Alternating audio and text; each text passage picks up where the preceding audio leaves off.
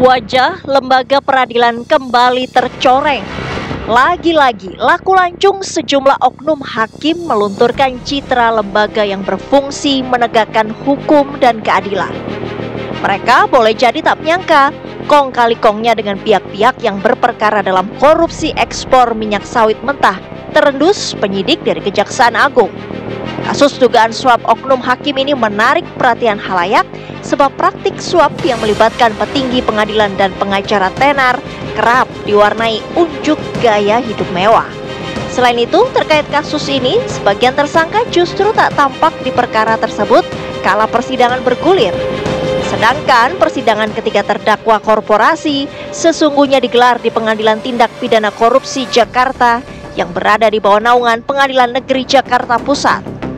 Usut punya usut, sebelum jadi Ketua Pengadilan Negeri Jakarta Selatan, Muhammad Arief Nurianta ternyata mengemban jabatan Wakil Ketua Pengadilan Negeri Jakarta Pusat. Disitulah Arief Nurianta memiliki kuasa menunjuk langsung 3 anggota majelis hakim untuk mengurus kasus ini. Arief Nurianta lantas menunjuk Juyamto selaku Ketua Majelis, Agam Syarif Baharudin sebagai anggota, dan Ali Muhtarom sebagai hakim ad hoc. Setelah uang tersebut diterima oleh Muhammad Arief Nurianta, kemudian yang bersangkutan, di mana saat itu yang bersangkutan menjabat sebagai Wakil Ketua Pengadilan Negeri Jakarta Pusat, kemudian menunjuk majelis hakim yang terdiri dari DJU sebagai Ketua Majelis, kemudian AL yang bersangkutan adalah hakim ad hoc, dan ASB sebagai anggota majelis.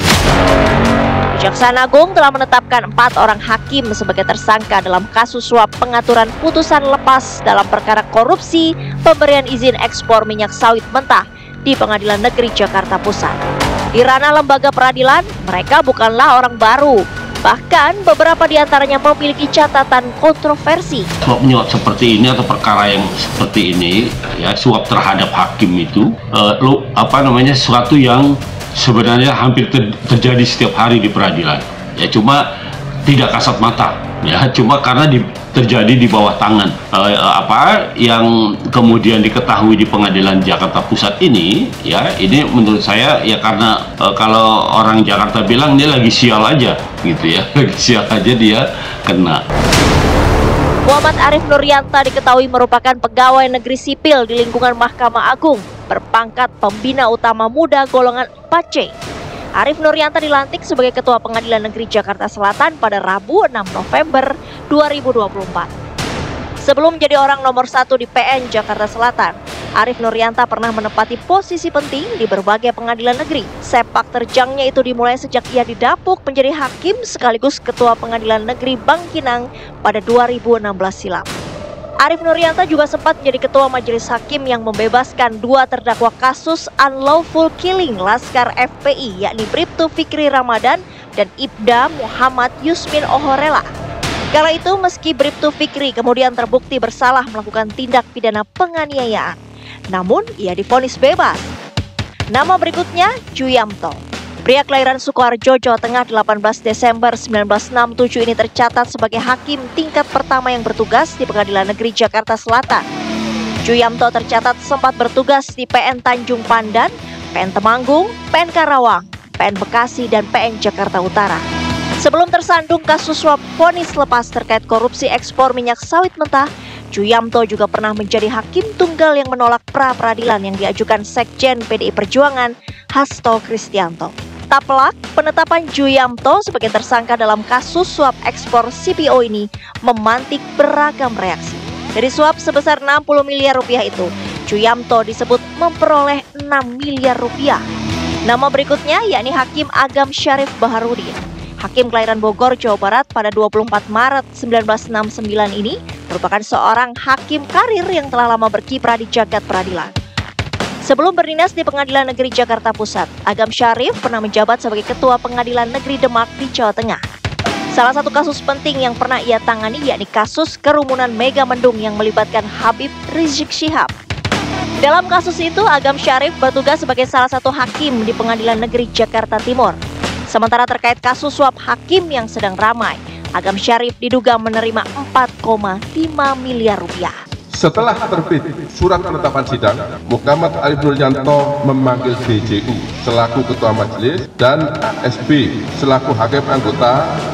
Lalu Muhammad Arif Nuryanto memberikan uang dolar bila dikurskan ke dalam rupiah senilai 4.500.000.000, di mana uang tersebut diberikan sebagai uang untuk baca berkas perkara, dan Muhammad Arif Nuryanto menyampaikan kepada dua orang tersebut agar perkara di-ATC.